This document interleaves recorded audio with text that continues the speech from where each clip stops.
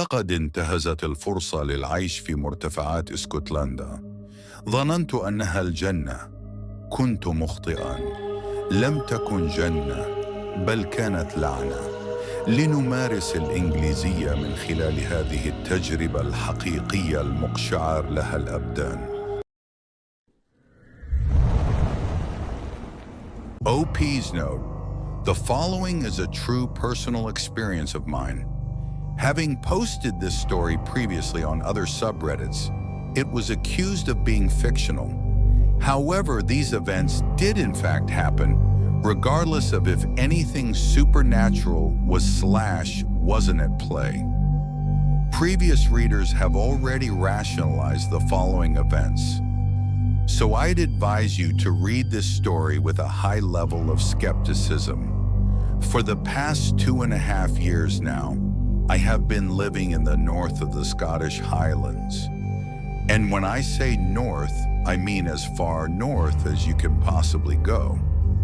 I live in a region called Caithness, in the small coastal town of Thurso, which is actually the northernmost town on the British mainland. I had always wanted to live in the Scottish Highlands, which seemed a far cry from my gloomy hometown in Yorkshire, England. And when my dad and his partner told me they'd bought an old house up here, I jumped at the opportunity. From what they told me, Caithness sounded like the perfect destination. There were seals and otters in the town's river, dolphins and orcas in the sea, and at certain times of the year, you could see the northern lights in the night sky. But despite my initial excitement of finally getting to live in the Scottish Highlands, full of beautiful mountains, amazing wildlife, and vibrant culture, I would soon learn the region I had just moved to was far from the idyllic destination I had dreamed of. So many tourists flood here each summer, but when you actually choose to live here, in a harsh and freezing coastal climate, this place feels more like a purgatory. More than that, this place actually feels cursed. This probably just sounds like superstition on my part, but what almost convinces me of this belief, more so than anything else here, is that disturbing things have washed up on shore, each one supposedly worse than the last, and they all have to do with death. The first thing I discovered here happened maybe a couple of months after I first moved to Caithness. In my spare time, I took to exploring the coastline around the Thurso area. It was on one of these days that I started to explore what was east of Thurso. On the right-hand side of the mouth of the river, there's an old ruin of a castle, but past that leads to a cliff trail around the eastern coastline. I first started exploring this trail with my dog Maisie on a very windy, rainy day. We trekked down the cliff trail and onto the bedrocks by the sea, and making our way around the curve of a cliff base, we then found something. Littered all over the bedrock floor were what seemed like dozens of dead seabirds. They were everywhere. It was as though they had just fallen out of the sky and washed ashore. I just assumed they either crashed into the rocks or were swept into the sea due to the stormy weather. Feeling like this was almost a warning, I decided to make my way back home, rather than risk being blown off the cliff trail. It wasn't until a day or so after, when I went back there to explore further down the coast, that a woman with her young daughter stopped me, shouting across the other side of the road through the heavy rain. The woman told me she had just come from that direction, but that there was a warning sign for dog walkers, warning them the area was infested with dead seabirds that had died from bird flu. She said the warning had told dog walkers to keep their dogs on a leash at all times, as bird flu was contagious to them. This instantly concerned me, as the day before, my dog Maisie had gotten close to the dead seabirds to sniff them. But there was something else. Something about meeting this woman had struck me as weird. Although she was just a normal woman with her young daughter, they were walking a dog that was completely identical to Maisie, a small black and white border collie. Maybe that's why the woman was so adamant to warn me, because in my dog she saw her own, heading in the direction of danger. But why this detail was so weird to me was because it almost felt like an omen of some kind. She was leading with her dog, identical to mine, away from the contagious dead birds, as though I should have been doing the same.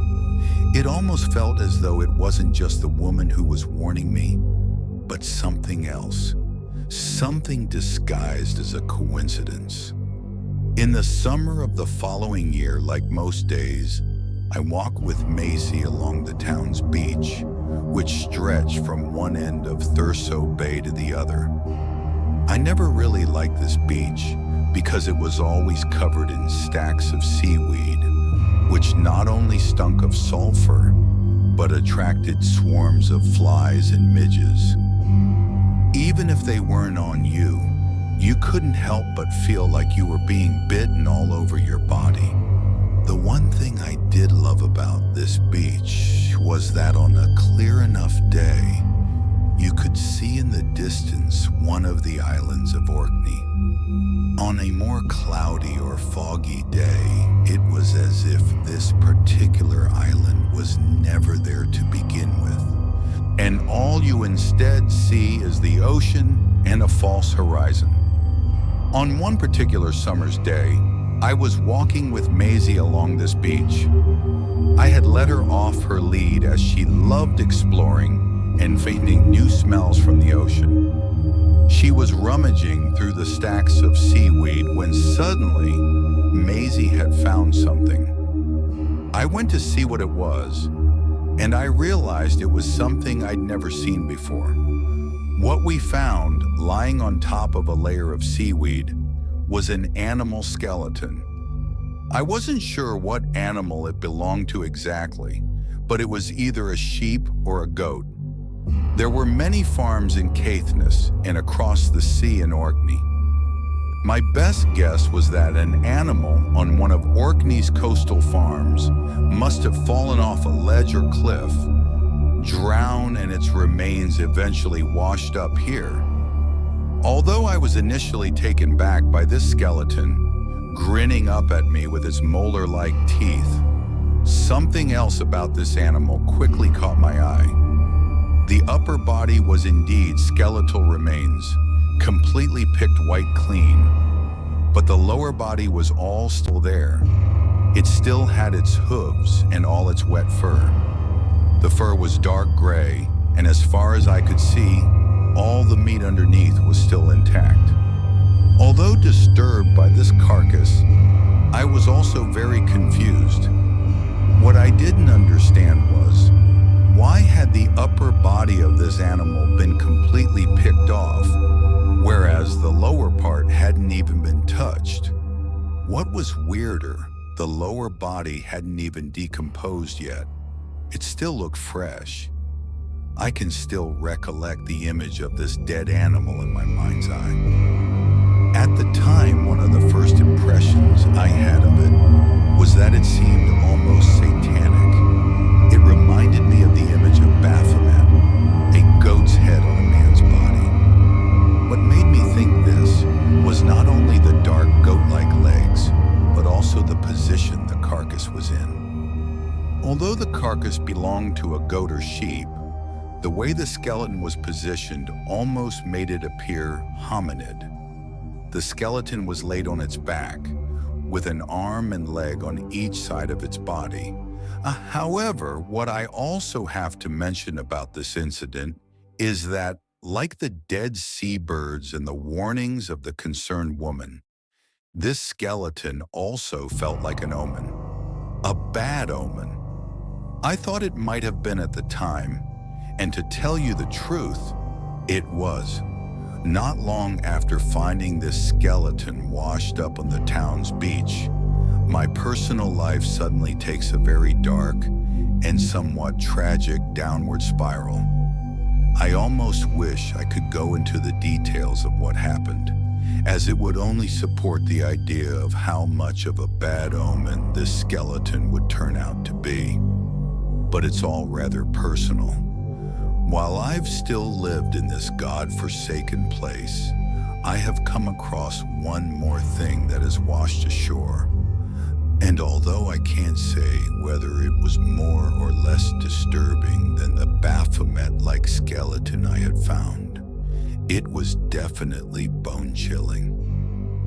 6 or so months later and into the Christmas season, I was still recovering from what personal thing had happened to me, almost foreshadowed by the Baphomet skeleton. It was also around this time that I'd just gotten out of a long-distance relationship and was only now finding closure from it. Feeling as though I had finally gotten over it, I decided I wanted to go on a long hike by myself along the cliff trail east of Thurso. And so, the day after Christmas, Boxing Day, I got my backpack together, packed a lunch for myself, and headed out at 6 a.m. The hike along the trail had taken me all day, and by the evening, I had walked so far that I actually discovered what I first thought was a ghost town. What I found was an abandoned port settlement, which had the creepiest looking disperse of old stone houses, as well as what looked like the ruins of an ancient round tower. As it turned out, this was actually the Castletown Heritage Center, a tourist spot. It seemed I had walked so far around the rugged terrain that I was now 10 miles outside of Thurso. On the other side of this settlement were the distant cliffs of Dunnet Bay, which compared to the cliffs I had already trekked along, were far grander. Although I could feel my legs finally begin to give way, and already anticipating a long journey back along the trail, I decided that I was going to cross the bay and reach the cliffs, and then make my way back home. Considering what I would find there, this is the point in the journey where I should have stopped. By the time I was making my way around the bay, it had become very dark. I had already walked past more than half of the bay, but the cliffs didn't feel any closer. It was at this point when I decided I really needed to turn around, as at night, walking back along the cliff trail was going to be dangerous, and for the parts of the trail that led down to the base of the cliffs, I really couldn't afford for the tide to cut off my route. I made my way back through the abandoned settlement of the Heritage Center, and at night, this settlement definitely felt more like a ghost town. Shining my phone flashlight in the windows of the old stone houses, I was expecting to see a face or something peer out at me. What surprisingly made these houses scarier at night were a handful of old fishing boats that had been left outside them. The wood they were made from looked very old, and the paint had mostly been weathered off. But what was more concerning was that in this abandoned ghost town of a settlement, I wasn't alone. A van had pulled up with 3 or 4 young men getting out.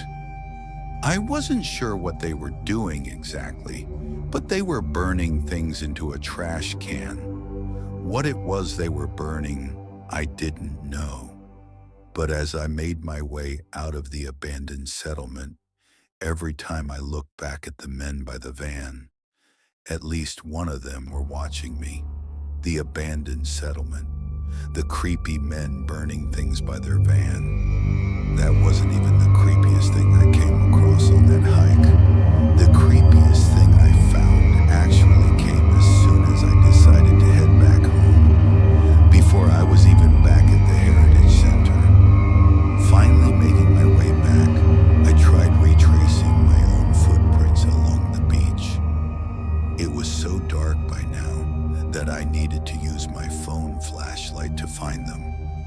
As I wandered through the darkness, with only the dim brightness of the flashlight to guide me, I came across something. Ahead of me, I could see a dark silhouette of something in the sand. It was too far away for my flashlight to reach, but that's... هكذا تظل شواطئ ثورزو الباردة لغزاً غامضاً يخفي أسراراً تعجز الكلمات عن وصفها. هل كانت مجرد سلسلة من المصادفات المظلمة؟ أم أن هناك حقاً شيئاً ملعوناً في أقصى الشمال؟ أترك الإجابة لكم. لا تنسوا مراجعة صندوق الوصف للاطلاع على الكلمات المفتاحية التي استخدمناها في قصة اليوم. إذا استمتعتم بهذه الرحلة نحو المجهول، يرجى الإعجاب بالفيديو والاشتراك في قناة منبر الإنجليزي. استمروا في الممارسة وابقوا فضوليين. نراكم في القصة القادمة.